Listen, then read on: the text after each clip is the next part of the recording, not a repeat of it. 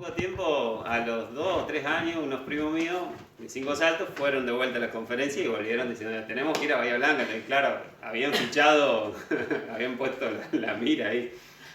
Y bueno, dije, vamos a Bahía Blanca. Ahí me terminé consiguiendo una bahiense. Pensé que la mira en el Señor. Siempre, yo fui a escudriñarlo todo y retuve lo bueno. Entonces, bueno, con Lau nos casamos, año, y ahí empieza, después me va a retar. No, yo te... 2006. 2006. Fueron como 15 minutos, decía mi tío. Ah, La cosa.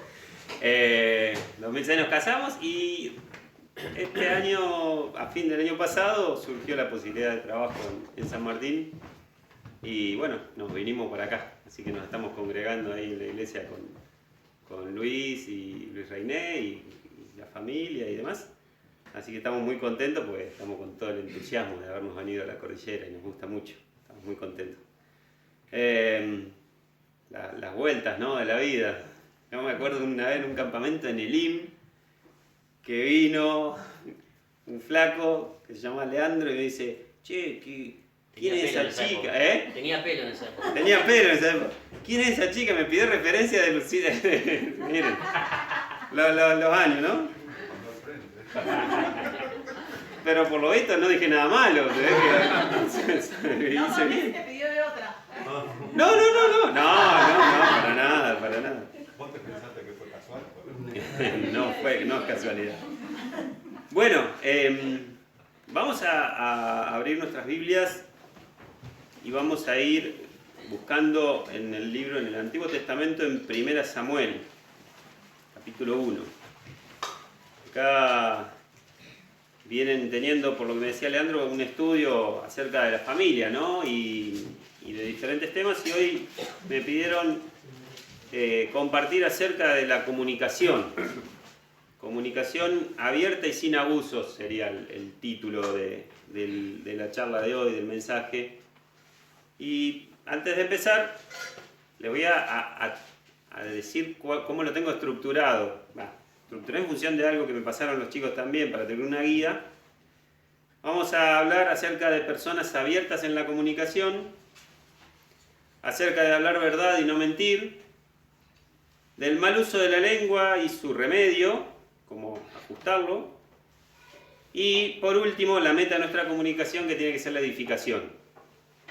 A mí personalmente siempre me gusta encontrar ejemplos en la Biblia, ¿sí? En la Biblia encontramos ejemplos buenos y ejemplos malos.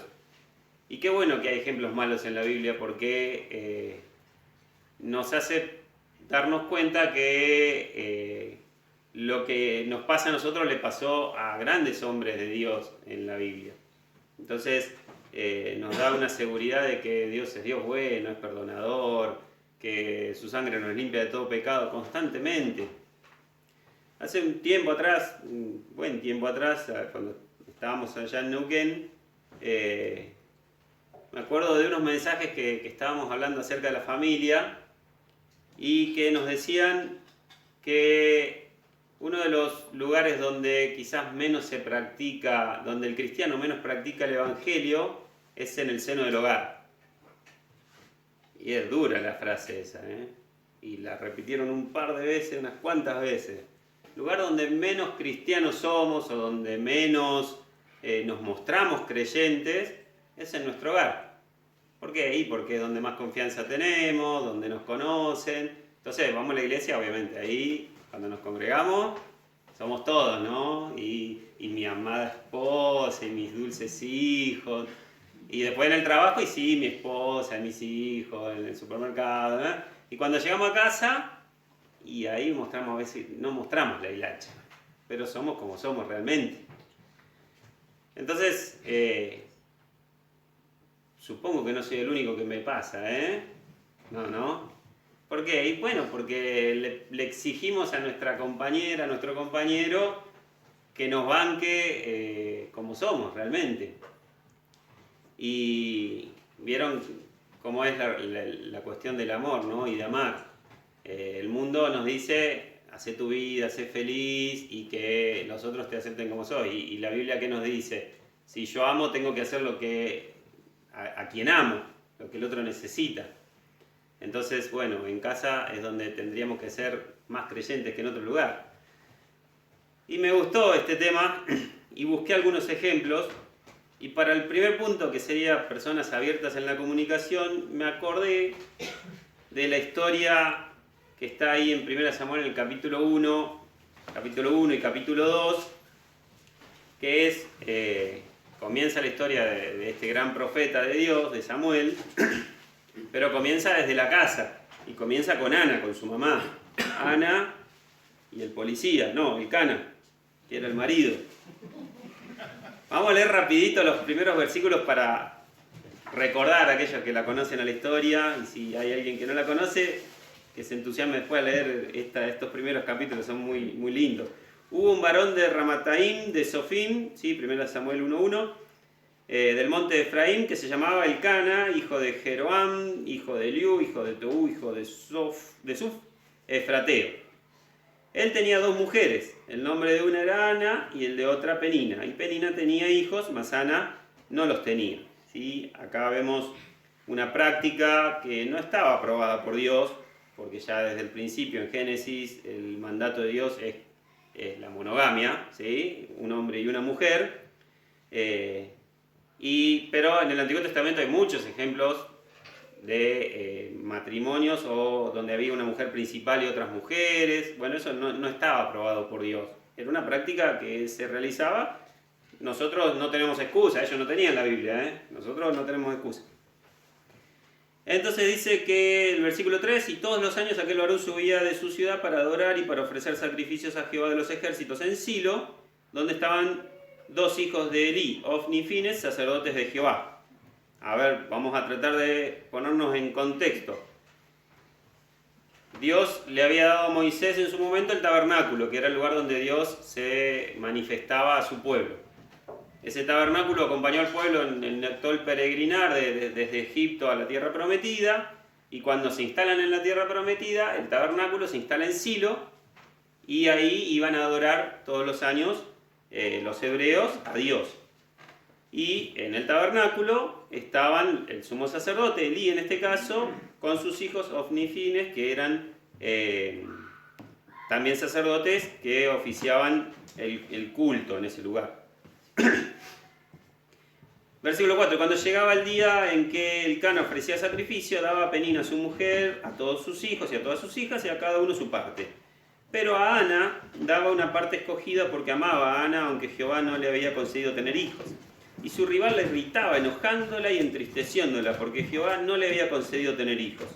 Así hacía cada año. Cuando subía a la casa de Jehová, la irritaba así. Por lo cual Ana lloraba y no comía. Y el Cana, su marido, le dijo: Ana, ¿por qué lloras? ¿Por qué no comes? ¿Por qué te está afligido tu corazón? ¿No te soy yo mejor que 10 hijos? Y se levantó Ana después que hubo comido y bebido en Silo, y mientras el sacerdote Elí estaba sentado en una silla junto al pilar del templo de Jehová, ella con amargura de alma oró a Jehová y lloró abundantemente. E hizo voto, diciendo: Jehová de los ejércitos, así te dignares mirar a la aflicción de tu sierva y te acordares de mí y no te olvidares de tu sierva, sino que dieres a tu sierva un hijo varón, yo lo dedicaré a Jehová todos los días de su vida y no pasará navaja sobre su cabeza. Mientras ella oraba largamente delante de Jehová, Elí estaba observando la boca de ella. Pero Ana hablaba en su corazón y solamente se movían sus labios y su voz no se oía, y Elí la tuvo por ebria. Entonces le dijo Elí: ¿hasta cuándo estarás ebria? Digiere tu vino. Y Ana le respondió diciendo: no, señor mío, yo soy una mujer atribulada de espíritu, no he bebido vino ni sidra, sino que he derramado mi alma delante de Jehová. No tengas a tu sierva por una mujer impía, porque por la magnitud de mis congojas y de mi aflicción he hablado hasta ahora. Elí respondió y dijo: ve en paz, y el Dios de Israel te otorgue la petición que has hecho. Y ella le dijo: halle tu sierva gracia delante de tus ojos, y se fue la mujer por su camino, y comió, y no estuvo más triste. Sigue la historia, ¿no? Pero quiero rescatar, la historia sigue que por esa bendición del sumo sacerdote, Ana tiene un hijo que es Samuel, y cuando lo desteta lo deja en el servicio porque ella se lo prometió a Dios, y después dice que tuvo otros hijos y otras hijas. Personas abiertas en la comunicación. Ana, por lo visto, era muy transparente en su forma de vida, ¿no? Ahora, pobre Ana, realmente pobre Ana, ¿no? Porque las dos respuestas que vemos del marido y del sacerdote fueron un desastre, ¿no? Quizás el marido, yo lo podría tratar de justificar un poco, ¿no? Quizás no sabía qué hacer. Él le daba a Ana una porción especial cuando tenían que ir a adorar. O sea, sin duda había un sentimiento, una inclinación de su marido de decir, a ver, quiero contentarte de algún modo. Pero bueno, esa falta de tacto que tenemos los varones, ¿no? Eso es tan común en nosotros. Ir a decirle, no te soy mejor que 10 hijos. Y no, sin duda, necesitaba un hijo de esta mujer. Ahora lo del sumo sacerdote, ahí ya tendríamos que pegarle un... desgraciadamente, tanto este sacerdote como sus hijos fueron un desastre. Si siguen leyendo ahí la historia, los capítulos que siguen, eran desastrosos. Elí no estaba viendo como correspondía a la Grey, no estaba prestando atención. Tuvo por ebria a una mujer que estaba totalmente angustiada.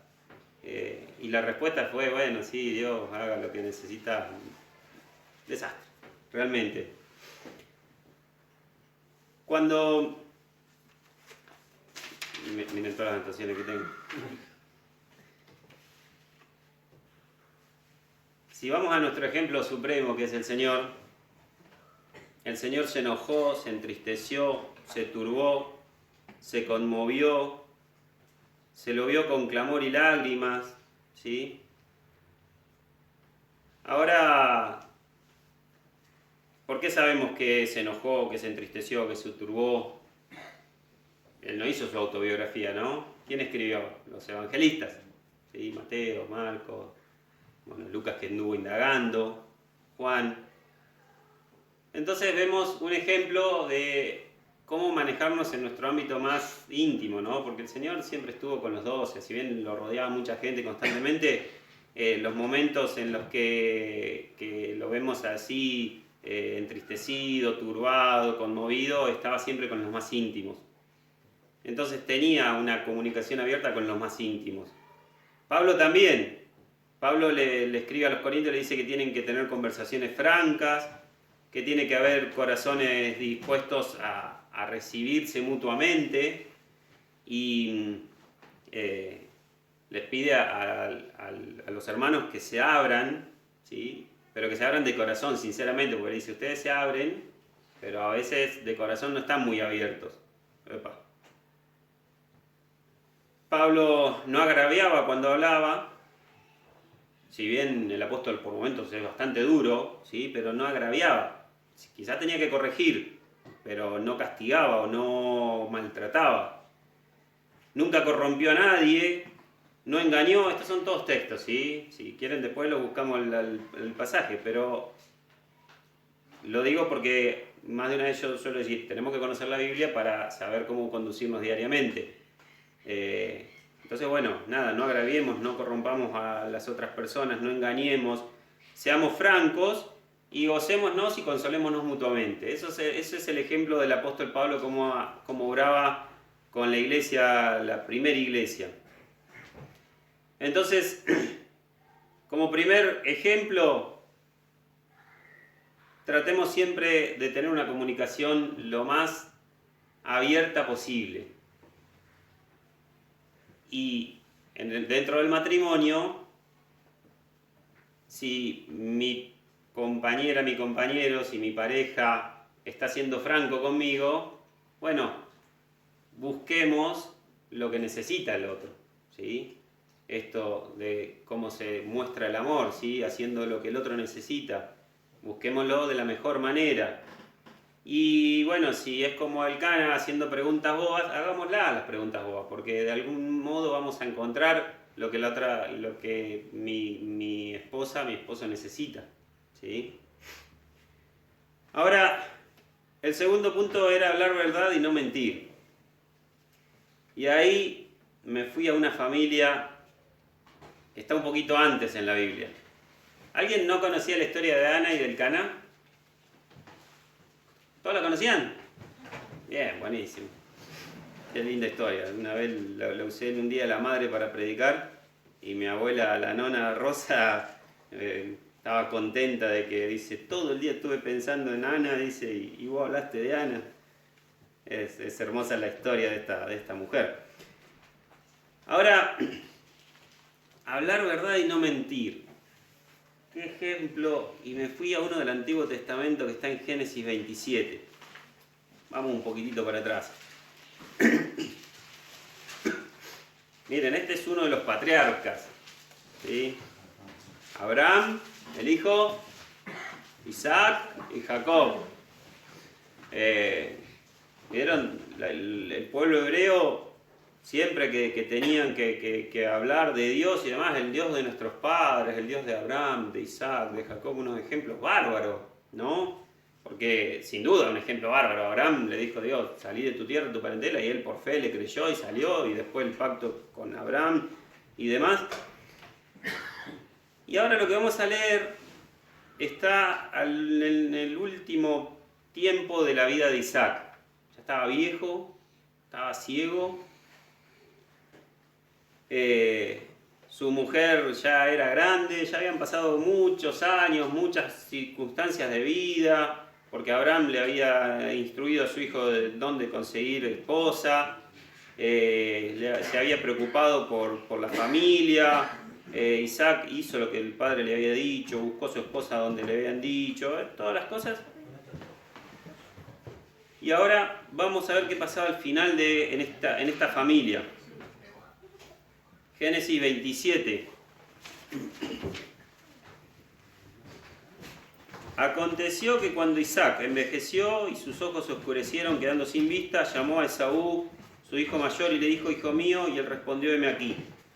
Y él dijo, he aquí, ya soy viejo, no sé el día de mi muerte. Toma pues ahora tus armas, tu aljaba y tu arco, y sal al campo y tráeme casa, y hazme un guisado como a mí me gusta, y tráemelo y comeré, para que yo te bendiga antes que muera. Y Rebeca estaba oyendo cuando hablaba Isaac a Esaú su hijo, y se fue Esaú al campo para buscar la casa que había de traer. Versículo 15. Y tomó Rebeca los vestidos de Esaú su hijo mayor, los preciosos que ella tenía en casa, y vistió a Jacob su hijo menor. Y cubrió sus manos y la parte de su cuello donde no tenía vello con las pieles de los cabritos. Pues le había dicho, anda a buscar un cabrito, yo te voy a cocinar. Y con esas pieles lo hizo velludo a su hijo. Y entregó los guisados y el pan que había preparado en manos de Jacob su hijo. Entonces este fue a su padre y dijo, Padre mío. E Isaac respondió, heme aquí, ¿quién eres, hijo mío? Y Jacob dijo a su padre, soy yo, Esaú, tu primogénito. He hecho como me dijiste, levántate ahora y siéntate y come de mi casa para que me bendigas. Entonces Isaac dijo a su hijo, ¿cómo es que hallaste tan pronto, hijo mío? Y le respondió, porque Jehová tu Dios hizo que la encontrase delante de mí. Isaac dijo a Jacob, acércate ahora y te palparé, hijo mío, por si eres mi hijo Esaú o no. Y se acercó Jacob a su padre Isaac, quien le palpó y dijo, es la voz de Jacob, pero las manos de Esaú. Y no le conoció porque sus manos eran vellosas como las manos de Esaú, y le bendijo. ¿Sí? ¿Recuerdan la historia? Este Jacob ya desde el principio, desde que nació, arrancó peleándose con el hermano, ¿no? Se le manoteó del piecito ahí y empieza la historia. Sin duda el que Dios había elegido ya desde el vientre era Jacob, eso no hay duda. Pero las formas que usó Jacob para obtener las cosas que tuvo, no fueron las mejores, fueron los caminos de él.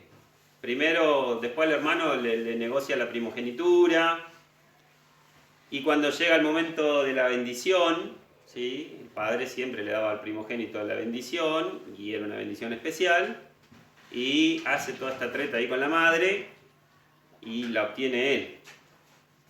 ¿Qué le significó después a Jacob?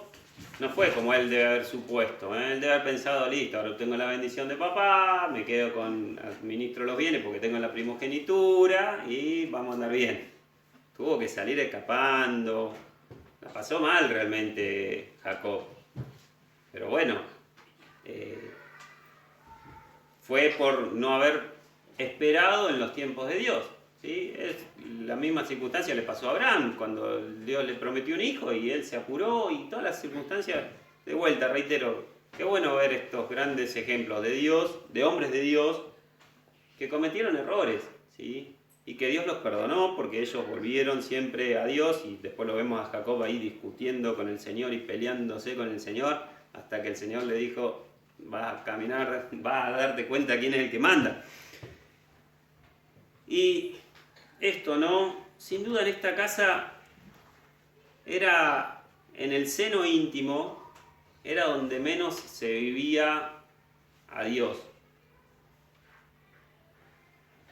Fíjense que da lástima leer realmente este relato.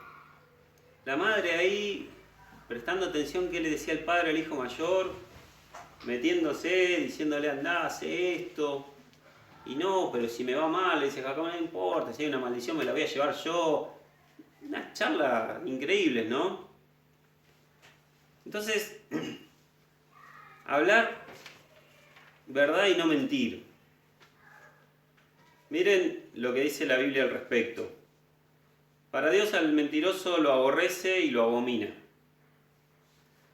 Dios siempre cumple su palabra, Él no miente. Ejemplo en Job, se comprometió a no mentir mientras viva, ¿sí? Cuando estaba en el problema que le pasó a Job y estaba enfermo y él no entendía lo que le estaba pasando, él toma un compromiso y dice, yo no voy a mentir mientras esté vivo, así me muera mañana o no sé cuándo, no voy a mentir nunca. Si no hay camino de mentira en nuestras vidas, miren la promesa que tenemos en la Biblia. Dios concede su ley, nos va a revelar su palabra.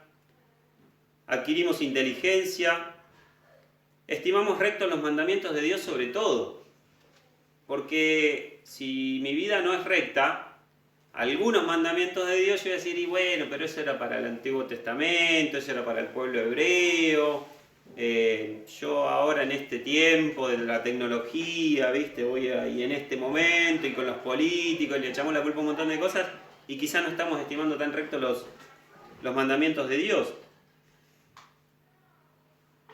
Por el contrario, si aborrezco y abomino la mentira, estoy amando su ley, dice Proverbios.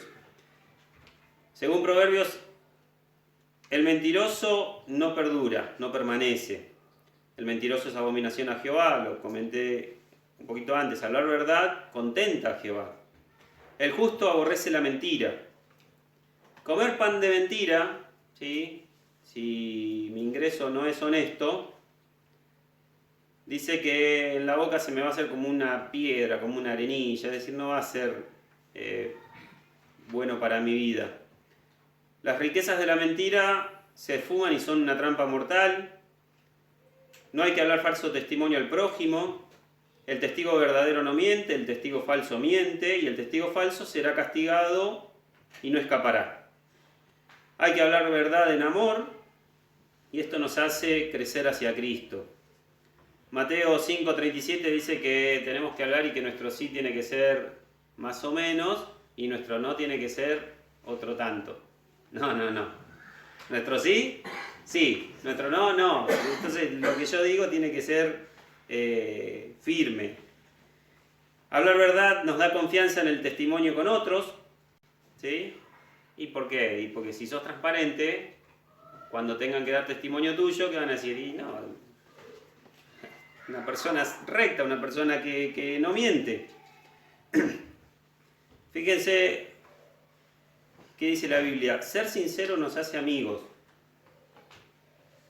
Pero también tenemos que pensar en que somos parte del cuerpo, entonces tenemos que hablar verdad entre los creyentes, no tenemos que mentirnos diariamente en la vida cristiana diaria. Y en la congregación tenemos que hablar sana doctrina para edificación, exhortación, consolación, para que todos aprendan. Y eso lo vamos a repetir a lo último. Muchos textos, que nos dicen cómo debemos ser. Ahora, ¿hace falta que diga no tenemos que mentir? No debería hacer falta, ¿no?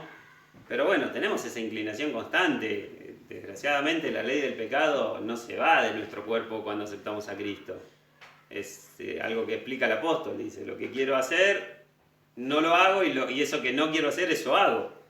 Está adentro nuestro. Ahora, si tomamos un camino de verdad y no un camino de mentira, entonces vamos a poder conocer la ley de Dios. Dios se nos va a estar revelando por su palabra, vamos a conocerlo a Él y vamos a poder ser transparentes, ¿sí? Nuestro sí va a ser sí, nuestro no va a ser no, y vamos a tener una vida conforme a esta palabra que es para que nos vaya bien.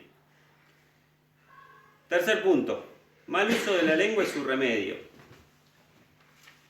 Y ahí me acordé de otro ejemplo. Ojo, no voy a traer solo ejemplos malos, después vamos a traer algunos ejemplos buenos, porque en la Biblia hay de todo. Y vamos a leer ahí 3 textos cortitos que están en Filipenses.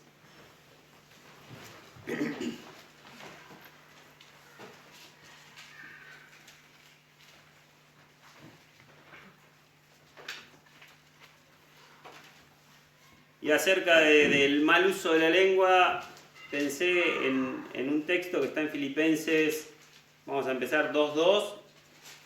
Completad mi gozo sintiendo lo mismo, teniendo el mismo amor, unánimes, sintiendo una misma cosa. ¿Sí? Ser unánimes, hablar el mismo idioma. 3:16. Pero en aquello a que hemos llegado, sigamos una misma regla, sintamos una misma cosa. Hablemos el mismo idioma. 4:2. Ruego a Evodia y a Síntique que sean de un mismo sentir en el Señor. Estas dos muchachas han sido ejemplo en estos 2000 años que tenemos de Biblia para pegarle. Estas dos se ve que hablaban mal entre ellas, y había ahí alguna cuestión que no se podían llevar del todo bien, ¿no? Entonces el apóstol le está escribiendo a los hermanos de Filipos y les dice, bueno, a ver, sintamos una misma cosa, tengamos el mismo sentir, seamos unánimes. Y a lo último le pide específicamente a Evodia y a Síntique que sean de un mismo sentir en el Señor. Podríamos pensar en ejemplos de la murmuración, de hablar mal de otros, ejemplos de murmuración en el Antiguo Testamento, la revelación de Coré, cuando se rebeló contra Moisés y juntó un montón de gente y hablaban mal de Moisés. Y después que fueron consumidos Coré, el pueblo vuelve a hacer lo mismo y vuelve a haber un castigo de parte de Dios. Hay muchos ejemplos, pero me quedé con este ejemplo, ¿no? Con este consejo que da el apóstol a estas dos. Sean del mismo sentir. ¿Qué habrán estado hablando estas dos hermanas que el apóstol les tiene que pedir que tengan este mismo sentir? Miren, en la Biblia acerca del chisme, del chismoseo, dice que el chismoso descubre el secreto, aparta a los amigos. Son bocados suaves que van muy adentro, porque el chisme normalmente se habla por lo bajo, ¿sí? O se busca cuando no hay nadie cerca. Entonces yo voy a Leandro y le digo, ¿viste Leandro? Nah, Luis ahí en San Martín, y me hace esto y habla y en la iglesia. No lo hago al frente de Luis o al frente de todos los hermanos, obviamente. O el bocadito suave, ¿no? Che, ¿cómo andan las cosas en la iglesia? No, bien. Y con Luciano, bueno, después te cuento. ¿Qué pasó? El bocadito suave que entra para adentro y te... La bomba que tirás ahí. Y bueno, termina apartando a los amigos, ¿no? Si no hay chismosos, dice la Biblia, no hay peleas. Por eso ahí el predicador en Eclesiastés dice que hay tiempo de callar y tiempo de hablar, ¿no? Hay momentos para saber cuándo abrir la boca. Fíjense lo que nos dice la Biblia. Si no te agravian, no te pelees. Sin razón, ¿no? ¿Cuántas veces malinterpretamos nosotros algo del otro? Entró, ni me saludó. No sé, capaz que iba a curar al baño, no sé, lo que haya sido. Ahora, si no te agravia tu hermano, no te pelees sin razón. De vuelta mandá y preguntá, che, ¿qué está pasando? Pero no, normalmente lo que hacemos es, llegamos a casa y le decimos a mi señora, ¿viste lo que hizo fulanito? ¿De qué hablamos cuando nos juntamos a comer, cuando compartimos momentos, no? Él dice el sabio que mejor es el bocado seco, pero en paz, que los grandes manjares. Bueno, ahora no, un buen asado. Qué lindo que es compartir lindos momentos, pero cuidándonos la forma en la que nos comunicamos, ¿no? Esta me gustó porque lo parafraseé. Si te tiran la lengua un poquito, cortala automáticamente o te vas a enredar. Y sabes que pasás a ser un insensato según la palabra. Esto que traía como ejemplo chistoso, ¿no? Pero después te cuento. Si te tiraron un poquitito ahí a ver si picás, cortalo automáticamente. Qué fácil sería si tomamos todos estos ejemplos de la Biblia, ¿no? Miren este ejemplo que está ahí en Proverbios. Ojo a quién le cuento mis problemas. Mejor en intimidad al que te conoce, a tu compañero, que al que no te conoce, porque te vas a meter en problemas, dice el sabio. No te metas en problemas ajenos, te va a rebotar ese problema a vos. Y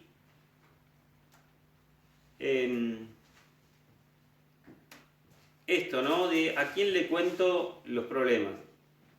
Somos muy propensos a buscar aliados, sería el término.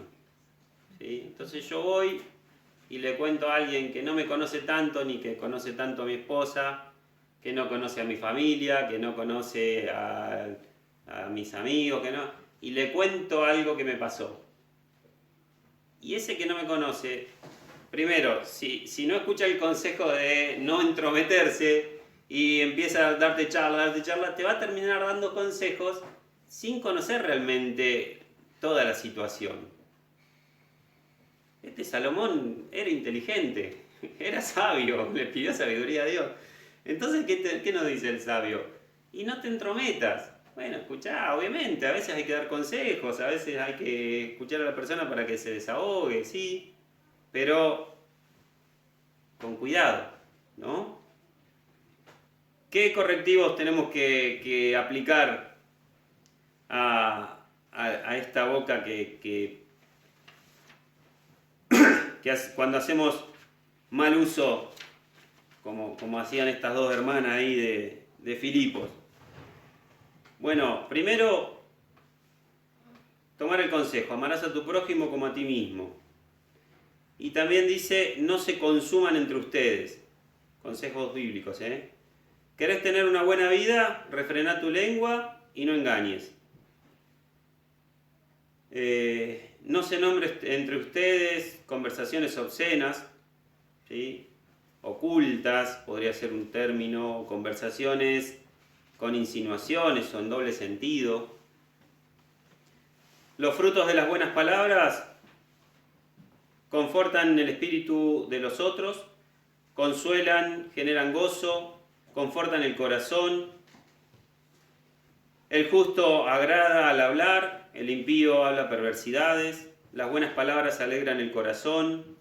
La boca del justo es un manantial de vida, la boca del impío está llena de violencia.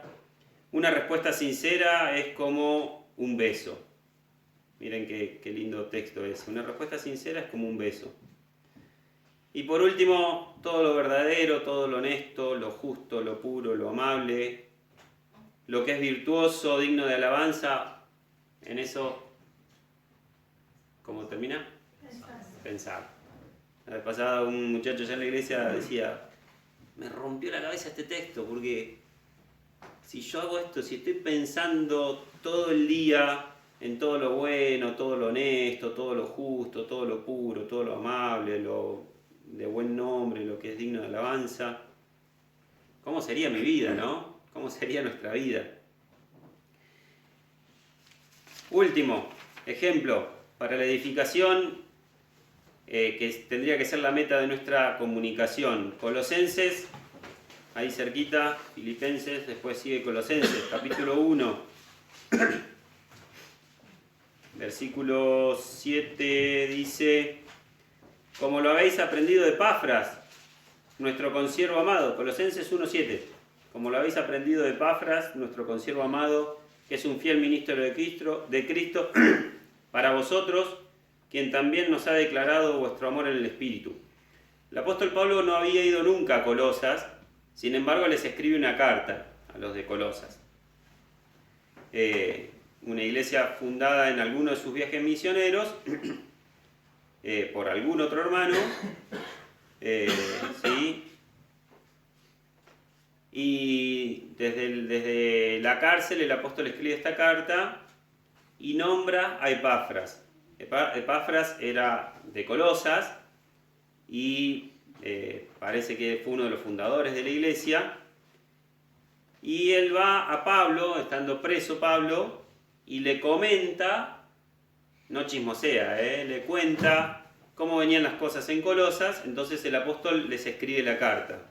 Corrige cuestiones, da consejos, una carta muy rica la de Colosenses, pero gracias a quién, a Epafras, a esta persona que fue y le comentó a Pablo y tuvo charlas con Pablo acerca de la congregación.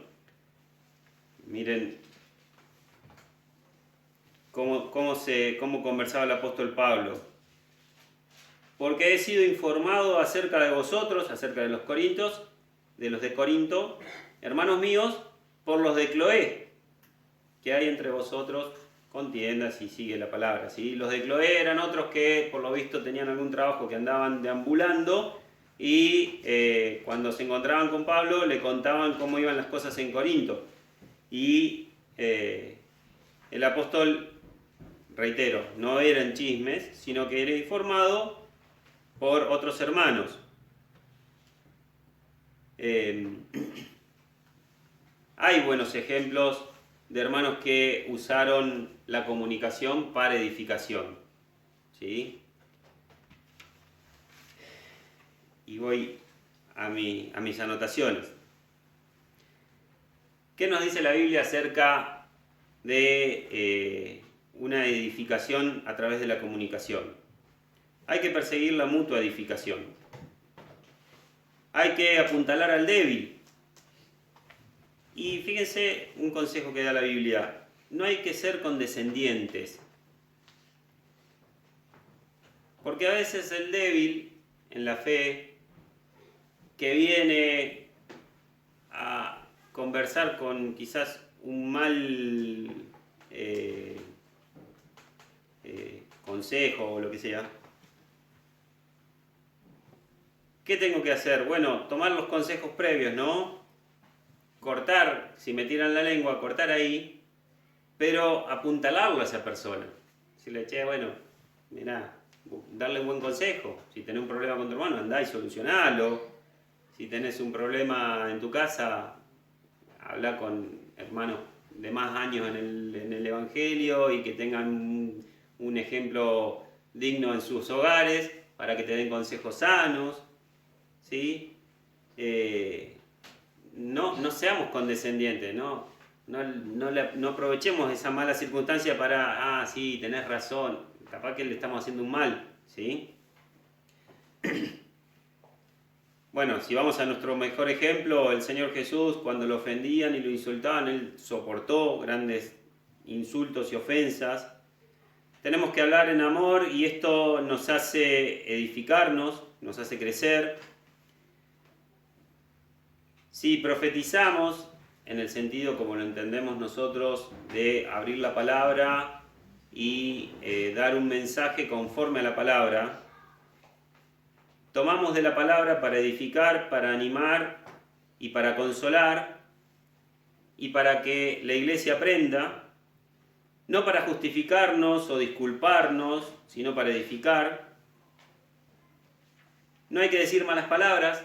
Miren qué consejo tan sabio. No hay que decir malas palabras, dice la palabra, sino que debemos hablar entre nosotros para bendición o beneficios de los que escuchan.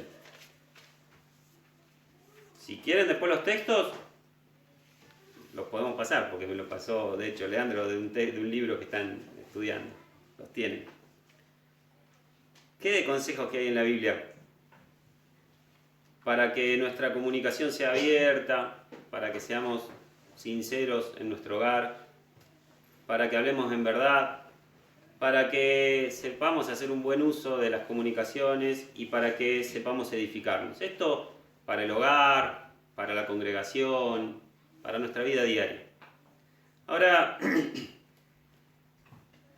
el tiempo que estamos viviendo nosotros realmente es un tiempo muy complicado para poner en práctica todo esto. Es realmente difícil. Porque estamos viviendo en tiempos, como era que decía el título de la... ¿Eh? Estamos viviendo un tiempo de prueba muy complejo. Porque el diablo, como dice el dicho, ¿no? Sabe por diablo, pero sabe por viejo. Pues tiene años y años de probar, ¿no? Entonces decía, ¿qué hago con los creyentes? Y los persigo y los mato. Bueno, no les sirvió. ¿Qué hago con los creyentes? Ahí oculto la Biblia, la dejo escondida para que la lean 2 o 3 y el resto que no tenga acceso. Y no les sirvió. ¿Y qué hago? Y la multiplico y la tenemos en todos lados, entonces nadie la lee. Miren si es bicho el diablo. ¿Y qué hago con la familia? Y rompo la comunicación interna. ¿Cómo? Por primera vez dejé el celular en el auto. Debe haber sido que sabía que no había señal. Estamos todo el día con las pantallitas, ¿no? Y los adultos creemos que como somos adultos, ya la tenemos clara, entonces bueno, no, es por el trabajo, y miro los mensajitos, y leo un poco de noticias. Y a los chicos no, no, cuando sea más grande que tenga el celular, y no, que mire poca televisión. Estamos en una época realmente compleja. A mí me cuesta mucho hablar con mi hijo. Lo digo a propósito, bueno, está. Y Lau me apuntala y me dice, habla con Genaro. Entonces, bueno, vamos todos los días para la escuela, pues yo lo llevo a la mañana, y son 10 minutitos que estamos en el auto, y yo voy con la radio prendida escuchando noticias. Y está bien, tengo la excusa de por qué lo hago, porque mi papá hacía lo mismo. O sea, uno repite, ¿no? Como está armado. Yo con mi viejo creo que nunca tuve una charla realmente.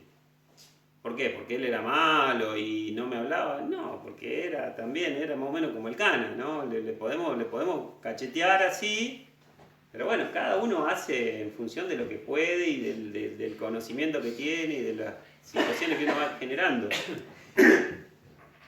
Entonces, obviamente, yo tengo esa estructura mental y me cuesta comunicarme con mi hijo. Si mi viejo nunca me preguntó, che, ¿qué hacen en el recreo? ¿Qué le voy a preguntar a mi hijo? El otro día mi señor me decía, preguntale a Genaro porque en el recreo no lo está pasando bien. Ah, bueno, hijo, ¿qué hacen en el recreo? Y no, los chicos me empezó a hablar. Era tan fácil como preguntar. Ah, me hace así, sí, era tan pavoso. Bueno, pero uno tiene limitaciones, todos tenemos limitaciones, ¿no? Pero veamos en estos ejemplos, Jacob la terminó pasando re mal. Porque el ejemplo de la mamá fue, vamos a mentirle a papá.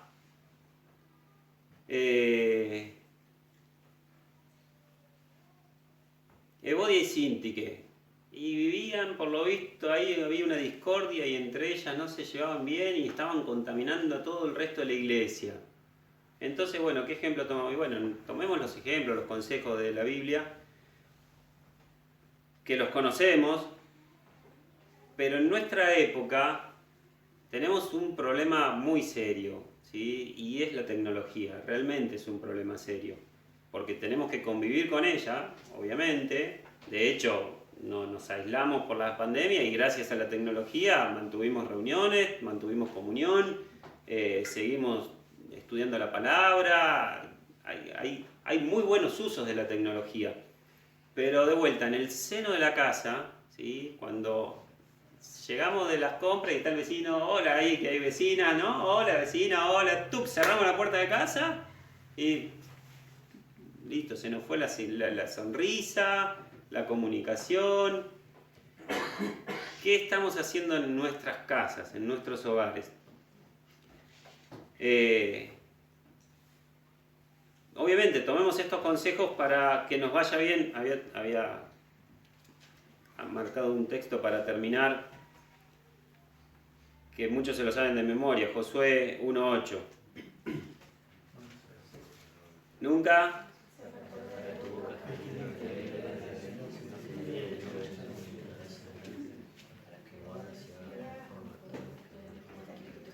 porque entonces la última parte de alguien que le diga bien fuerte. Y todo te saldrá bien, ¿no? Yo pensaba, digo, ¿con qué texto cierro este pensamiento? Sí, si tomamos los consejos de la palabra nos va a ir bien, eso no hay duda. No hay duda que nos va a ir bien. Pero tenemos que ponerlo en práctica. Y entonces, ¿cómo lo ponemos en práctica? Y en casa, comunicándonos, ¿cómo? Efectivamente, para la edificación, para consolar, para que haya gozo, para que nos vaya bien. Conociendo la palabra, conociendo estos ejemplos, pongámoslos en práctica. Evitemos las pantallitas en casa, todo lo que más podamos. Evitemos que nuestros hijos estén con las pantallas y hagamos ese esfuerzo de preguntar: ¿cómo te va? ¿Cómo te fue hoy? Y bueno, y repreguntemos, ¿no? Porque como yo estoy seteado, soy así de hablar poco en casa. Entonces me preguntan y mi señora me dice: dale, hablame. Bueno, está bien, cuento. Y es buenísimo porque llevo la carga, Somos casi hermanos, por eso. Estamos seteados por la misma, estamos todos cortados por la misma tijera, ¿no? Sí. La vez pasada, cuando justo se hicieron las conferencias acá misioneras, vino Marcelo de la Llave, ¿no? Y él decía, ¿no? Mi papá, dice, era un buen hombre, pero... Y lo mismo, medio que tomé un poco su ejemplo. Para que tomemos estos ejemplos de lo que no se debe hacer y lo cambiemos, ¿sí? A veces nos cuesta, pero si tenemos una comunicación como la que nos presenta Dios en su palabra, todo nos va a salir bien, no hay duda, no vamos a errarle. Entonces, busquemos los buenos consejos, veamos los malos ejemplos, tomemos nota de esos malos ejemplos y comuniquémonos como el Señor nos pide para que nos vaya bien. ¿Cierra algún hermano? Te miro a vos, no sé quién. Mario, bueno, permiso. Gracias.